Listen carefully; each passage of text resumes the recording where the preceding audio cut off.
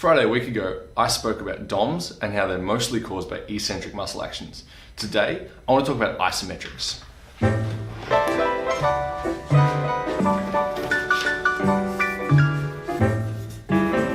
There's really three types of muscular contractions.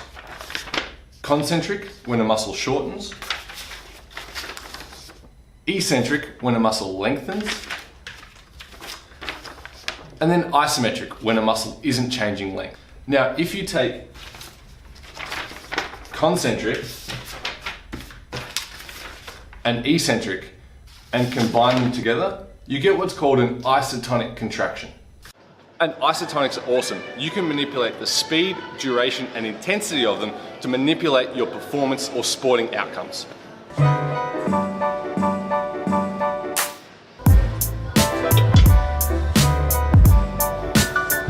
But I think there's also a place for isometrics in your program.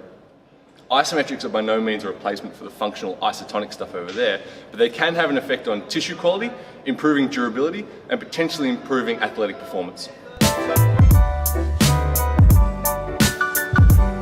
Benefit number one, increase time under tension for short range of motion movements. With isotonics, there's a level of bounce that our tendons, joints, and ligaments give us. So that means the muscle during those movements isn't actually working for the entire length. It's only really working for the middle portion. A great example is with rotator cuff external rotation work. It's so easy just to bounce in and out of position, but by doing a hold, that infraspinatus is forced to hold its contraction for much longer.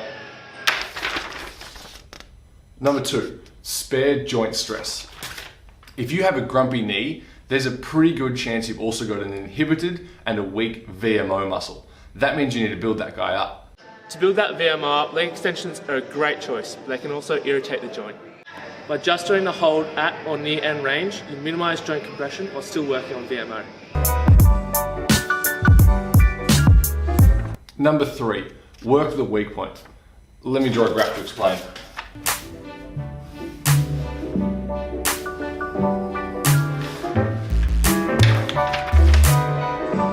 All muscles have a natural tendency to get harder at a certain point of the movement and easier at a different point, depending on the muscle length and the joint angle. So for example, bench press is hardest right above the chest. So you want to spend more time working here where the muscle is working harder and less when you're at an advantage.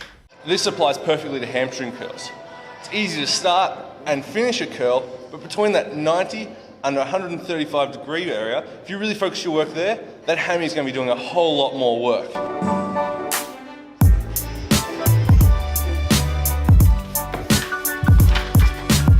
Think about muscles in terms of their function as opposed to their action.